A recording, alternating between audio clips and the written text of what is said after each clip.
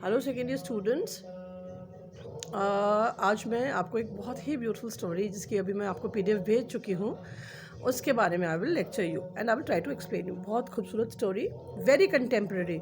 हम लोग सब, पूरी दुनिया ये वाली बात कह रही है कि हम लोगों को पेड़ बचाने हैं, पेड़ बचाने हैं, पेड़ बचाने हैं।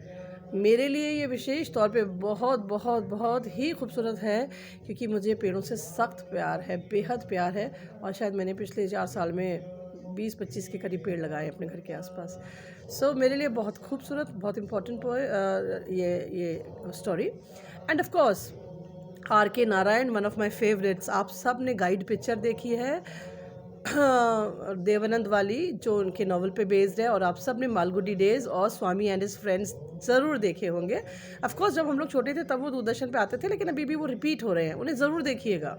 इतनी खूबसूरती आपको ज़िंदगी में और कहीं देखने को नहीं मिलेगी जैसे कि आपको आर के नारायण की स्टोरीज़ में, उनकी उनकी खूबसूरत किताबों में मिलता है। और एक और चीज़ मैं आपको बता रही थी कि आर के लक्ष्मण के भाई थे। आर के लक्ष्मण हमारे देश के बहुत माने हुए कार्टूनिस्ट थे। टाइम्स ऑफ इंडिया में उनका एक कार्टून रोज़ छपता था।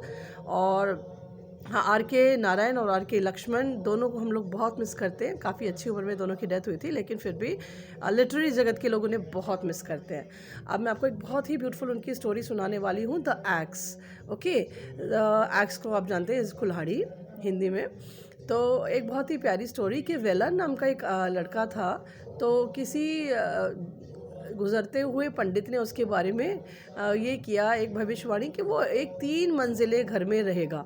अब आप खुद ही बताइए कि 3 मंजिले घर में एक बहुत गरीब आदमी का बच्चा जिसके पापा ने सब कुछ बेच दिया, और जिसके पापा बिल्कुल गैर जिम्मेदार हों, और वो बेचारा भूखों मर रहा हो, उसके लिए अगर कोई ये कहता है कि वो 3 मंजिले घर में रहेगा तो लोग डेफिनेटली हंसी उड़ाएंगे ना।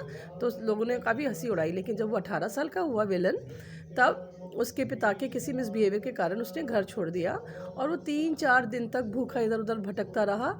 और फिर वो मालगुडी पहुंचा। मालगुडी आर के नारायण के हर कहानी, हर नॉवल की बेस है। मतलब वो जगह साउथ इंडिया में बेहद सुंदर।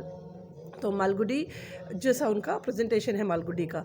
तो मालगुडी पहुंचा और मालगुडी में उसने एक बुज़ुर्ग आदमी से संपर्क में आया, जिसको एक बहुत बड़े मैदान को साफ़ करवाना था वहाँ पर घर और गार्डन बनाने के लिए। तो इसको ये काम वहाँ पर मिल गया और ये बहुत लगन से वो काम करने लगा। उसने उसको बिल्कुल वो जो पूरा जंगल से और छोटी छोटी झाड़ियों से भरा हुआ जो पूरा एरिया था, उसको बहुत अच्छी तरह से उसने साफ़ किया। और साफ़ करने के बाद उसने उसको मतलब वहाँ पर वो उस बुज़ुर्ग आदमी का असिस्टेंट बन के रहने लगा। धीरे धीरे वहाँ पर एक बेहद सुंदर घर बनने लगा। और इधर ये बुज़ुर्ग आदमी जो कि माली था, उसके साथ विलन भी मिलके वहाँ पर गार्डन बनाने लगा। इतना प्यार करता था पेड़ों से कि जैसे जैसे बिल्डिंग बनती थी वैसे वैसे वो अपने पेड़ों से जाके कहता था। उसने वहाँ पर आम का, मरगोसा का और चमेली का, गुलाब लगाए तमाम तरह के सॉरी तमाम तरह के उसने वहाँ पर पेड़ लगाए। और वो पेड़ों से बातें करता था कि देखो, बिल्डिंग बड़ी हो ना, उससे पहले तुम बड़े हो जाना। और उनकी बहुत सेवा टहल करता था। और देखते देखते एक बेहद सुंदर गार्डन बन गया। और घर तो भैया आप क्या बताएं, जैसे कि स्वर्गलोक हो।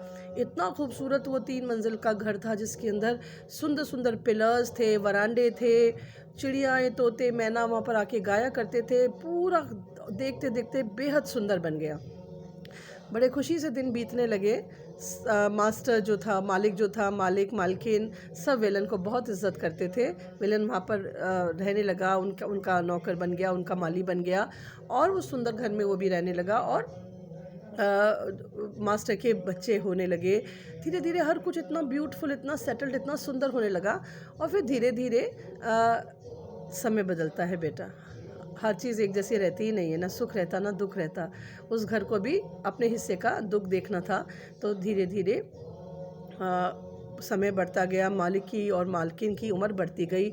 बच्चे और पोते पोती आने लगे। और वो बड़े शोर मचाते और वो कच्चे फल फ्रूट तोड़ लेते और गार्डन को इज़्ज़त नहीं देते। तो वेलन थोड़ा दुखी होता था, लेकिन चलो, जब तक मालिक मालकिन है तब तक उसको कोई कुछ कहने वाला नहीं है। और फिर एक दिन मालिक की डेथ हो गई। मालकिन बेचारी कुर्सी पे आ गई, व्हील चेयर पे आ गई। और जो बेटे थे वह विलन सोचने लगा कि अब मेरा क्या होगा, और जो उसने सोचा था वो सच हुआ, क्योंकि बेटों को कोई कदर नहीं थी विलन की, ना ही गार्डन की, किसी चीज़ की कोई कदर नहीं थी। वो लोग अपनी अपनी इस दुनिया में मस्त रहते थे, और धीरे धीरे उनमें मास्टर की डेथ के बाद आपस में भाइयों में लड़ाई हुई। फिर वो ये घर छोड़ के चले गए। फिर इस घर को उन्होंने कभी किसी किराएदार को दिया, तो फिर कभी किराएदार वहाँ से चला गया। ये सब होता रहा। वेलन ये सब इस देश का इस घर का इतिहास बदलते देखता रहा। उसको बहुत दुख होता था, उसे बहुत याद आती थी अपने मालिक मालकिन की, और अपने इस गार्डन को। अब वो भी अशक्त होता जा रहा था। याद रखिए, देखिए बेटा, हर जगह हर कोई एक जैसा नहीं रहता। वो भी धीरे धीरे अशक्त होता जा रहा था। उसकी भी जो पावर्स थी, फिजिकल पावर्स, वो कम होती चली जा रही थी। तो बेसिकली बहुत ही एक अजीब सा दुख का उसका माहौल था, जब उसको ऐसा लगा कि अब मैं क्या करूं। और एक दिन वो घर बंद कर दिया गया। ठीक है, वहाँ पर किसी ने कह दिया कि वहाँ पर भूत है, तो वो भी आने बंद हो गए, किराएदार भी आने बंद हो गए, और उस पर ताला लग गया। और विलन अपनी झोपड़ी में जहाँ रहता था, वहाँ पर घर के पास, वहाँ से शिफ्ट होकर उसके वरांडा में आ गया। वहाँ पर चूहे वगैरह रहते थे। उसने कहा कि मैं भी रह सकता हूँ। बारिश आती थी, उसकी झोपड़ी में गिरती थी, तो वो जाके उसकी वरांडे में रहने लगा।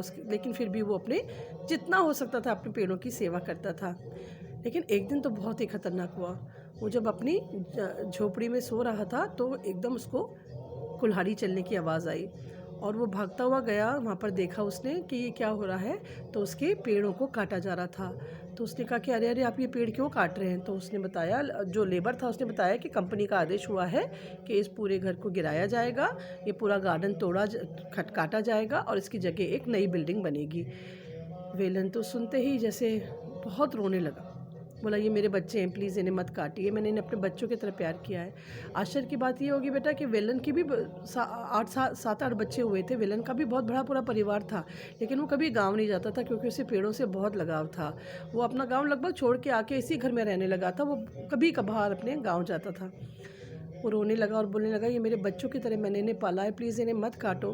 तो बेचारा लेबर बोला कि देखिए भैया, मैं नहीं काटूंगा तो कोई और काटेगा, क्योंकि ये तो कंपनी का आदेश है, तो इसलिए आप मेरे को मेरे ये काम करने दीजिए। क्यों आप चाहते हैं कि मैं ये काम नहीं करूं और कोई और करे, और मेरी मजदूरी जाए? तो विलन ने उससे को देखते रखा।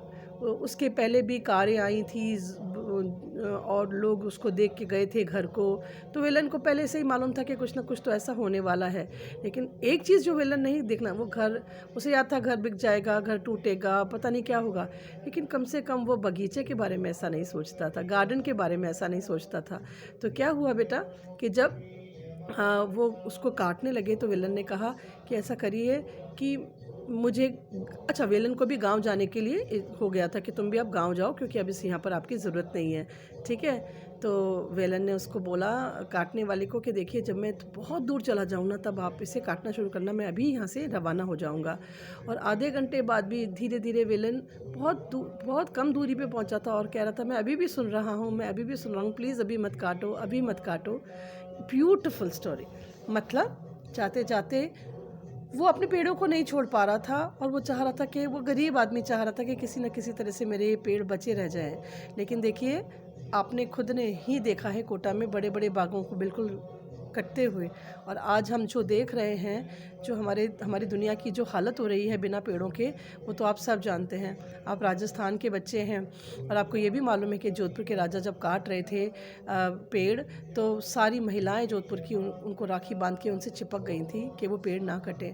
हम इतने शानदार प्रांत के वासी हैं बेटा, और राजस्थान, नॉर्थ राजस्थान से ज़्यादा कौन जानता होगा इन पेड़ों की कीमत क्या होती है। प्लीज़ पेड़ों की कीमत कीजिए, पेड़ों की इज्जत कीजिए, उनकी कीमत को समझिए। एक्स इसी तरह की कहानी है, बहुत ही खूबसूरत कहानी। उसे पढ़िए, और जो भी नहीं आए समझ में, वो मुझसे ज़रूर पूछिए। सारे नोट्स में आप पॉइंट्स वाइज उसे लर्न करिए। आंसर्स, पूरा नोट लर्न करने की ज़रूरत नहीं होती है, उसमें से जो भी आपको अच्छा लगे, जो रेलेवेंट पॉइंट्स हैं, उनके पॉइंट्स बना के उन्हें लर्न करिए। Okay, thank you.